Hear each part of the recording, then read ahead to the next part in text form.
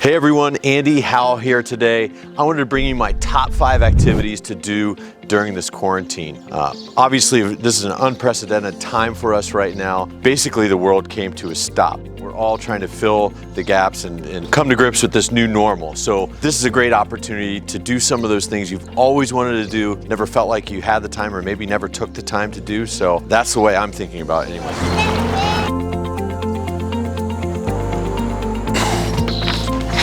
First thing is building a home gym.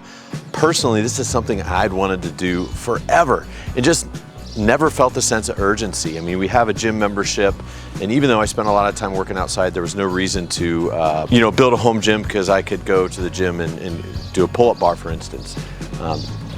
The first thing we built is a pull-up bar. So pretty fun, inexpensive. What I did is I built a pull-up bar for adults and a pull-up bar for kids. Simply just 3 4x6 columns. I dug a 3-foot deep hole, 2 foot in diameter, and put concrete in the bottom, and then the actual bars are just cast iron gas line. You could buy that from any hardware store, and then 4 flanges to attach them. We did this triangle setup just to strengthen the whole setup, and then I spray painted them so they wouldn't be so hot in the summer. So this has been really fun for the adults and the kids. The second thing I have are TRX straps. So it's a body weight type system. I've had these forever, dug them out. So you can do all sorts of things. One of the things for April we were doing is what's called reps for Rona, where we did push-ups, sit-ups, squats, and rows. Home gym is you can't find weights anywhere. If you don't believe me, just Google kettlebell and see if you can find them anywhere. They can't be found anywhere. So if you didn't already have weights, chances are you're not going to be able to get them. So what do you do? Well, one of the things you can do is use rocks. What I love about rocks is they're uneven. They're hard to pick up. And to me, the whole reason to work out in the first place is to be capable. Sure, the aesthetics of having a fit body are great, but really the purpose is to be capable in the event that something happens and you need to respond. You either need to save your own life or somebody else's life. And so when that happens, you aren't going to have the perfect balanced weight to pick up. You're not going to have the perfect footing, etc. So I love rocks. My wife gets mad at me because I always am robbing the border of our garden, but this is what I use. So you got a rock like this, you can do overhead. You can put it into a backpack and do squats, and that's your weight. No reason for a weight. So that's pretty cool. The next thing is a jump rope. Again, going to be hard to find a jump rope right now, but that's something that's really easy to build. You can get a length of rope from the hardware store, or you can get one of those steel cables with the plastic around the outside. You got yourself a jump rope. And then just playing outside. So that's our home gym. We've used it. I'm not sure I am gonna go back to a gym after this. Okay, we're about 6, I think maybe 7 weeks into this quarantine, shelter in place, at least here in Ohio. And so I know a lot of people are starting to feel cooped up. Maybe you're working from home, you've got kids you're doing homeschooling with, and that can be difficult. So we all need a little bit of escapism every now and then, and there is no better way to find that than through books, in my opinion. So I just wanted to recommend some of my favorite books.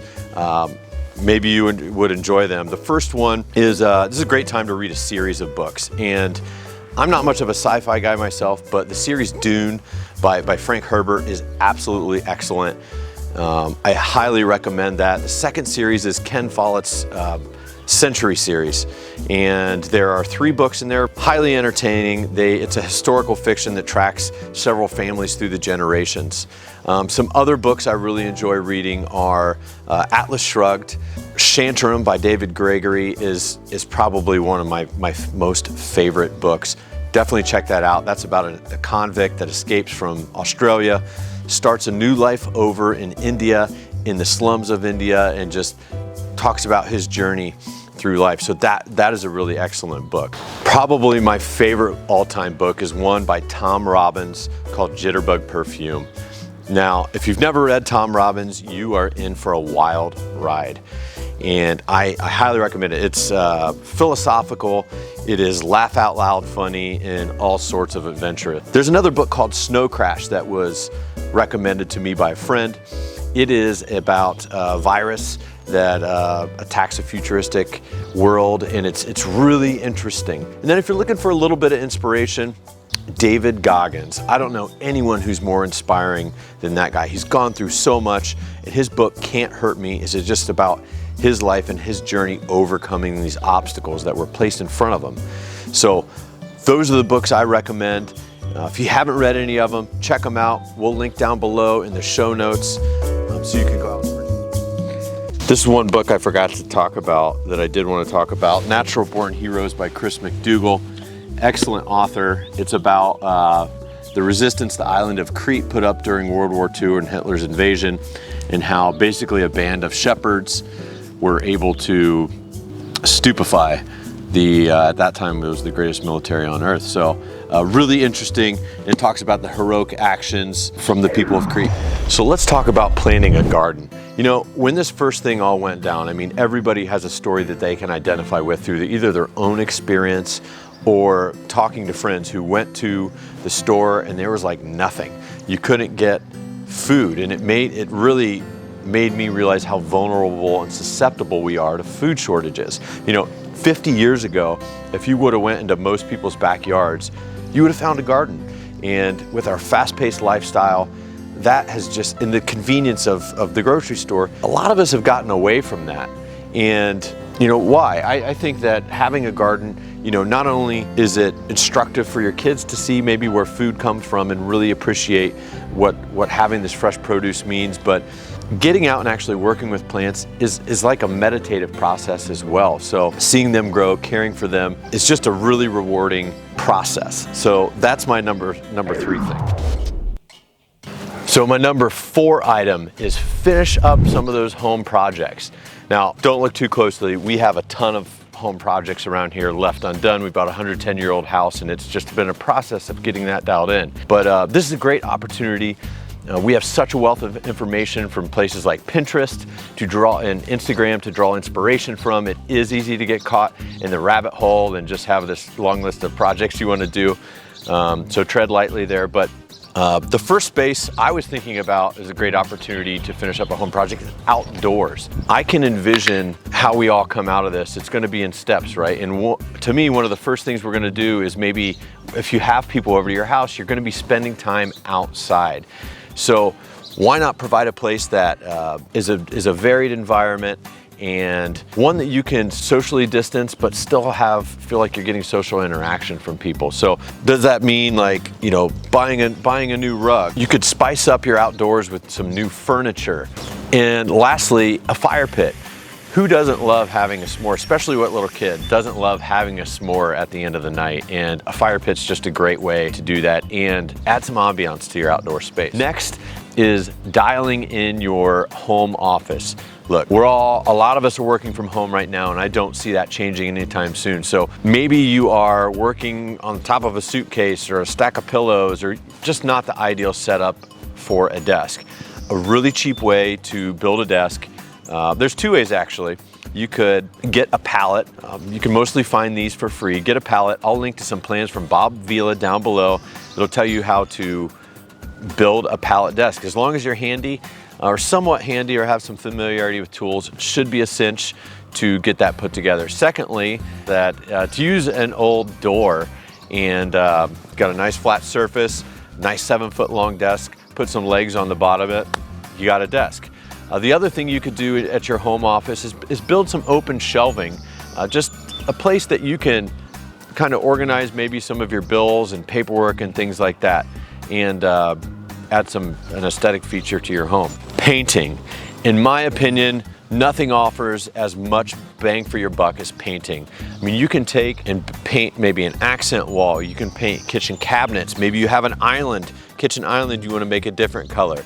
The point is, painting can radically change the environment with just very little effort, and you could do it yourself. Lastly, you could build a side table for your bedroom. I'm thinking about that mostly because we need a side table. So I'm gonna leak down to some plans that you can build this sweet side table for just $25. So if there was ever an ideal time to be under quarantine, I think it's probably got to be right now, 2020. There are so many options we have to keep ourselves occupied. Even though libraries are closed, we have YouTube, for instance, wealth of information. You can find anything. So when I realized how special YouTube was, it was from a music perspective. Anyone who knows me knows that I love music. And as an 80s kid, what I used to have to do is go to the record store. I would look at the album covers and look at the back, and maybe I'd heard of it before, maybe I hadn't. But I would plunk down my $18, having never heard it in a lot of cases, and hope I loved the album. Well, today, you just type in whatever you want to listen to or learn about in YouTube, and it's right there at your fingertips. So some of my favorite music YouTube channels are this channel called Circle. Circle with a C-E-R-C-L-E.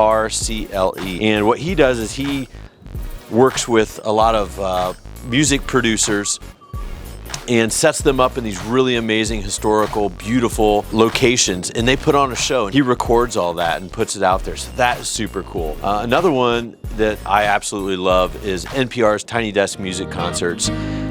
This is mostly acoustic, but always kind of minimal band, and you get to really see the music that you love in the raw. Some of my favorite performances are Leon Bridges, Bad Bad Not Good, Tune Yards, Tyler Childers. I mean, there's just Raphael Sadiq. There's so many awesome performances on there, so I highly recommend checking that out. Another really cool music channel is Captain Beefheart, and he basically aggregates a lot of really great psychedelic music, which I like. So that's super cool as far as music goes. For fitness, I love everything Kelly Starrett does, and his new channel, The Ready State, is an absolute wealth of information that you can all use. You can go there to help prehab your bodies so you're less likely to get injured. So I really love that. The other one is BBC Earth. There's such great information on that channel, and just beautiful to learn. You know, if maybe you have kids at home, BBC Earth is a great way for them to get educated and maybe entertained at the same time. So those are some of my favorite YouTube channels. So my number 5 top thing, and really this is number 1 probably, is spending time outside. I've seen more people going on walks than I ever have, people using the trails and things like that, and that's great. So what a great time to get out and, for instance, ride your bikes. We taught the kids to ride on the street. With all quarantine, there's been a lot less traffic, so now they're comfortable riding on the street. The other thing is just playing in the woods. We are here at Whetstone Park and going to go up this little creek and check it out.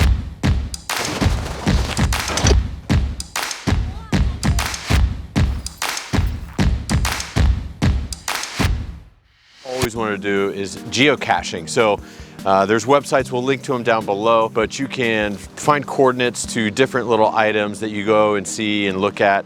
If you are going to pick them up and replace them, just remember, be clean. And thanks for watching. If you enjoyed it or have maybe another tip on what you like to do, top 5 activities, leave a comment below. Let me know if you've read any of those books I mentioned, or maybe drop a picture of what your home gym setup looks like. And don't forget to check out those other YouTube channels. And thanks for watching. See ya.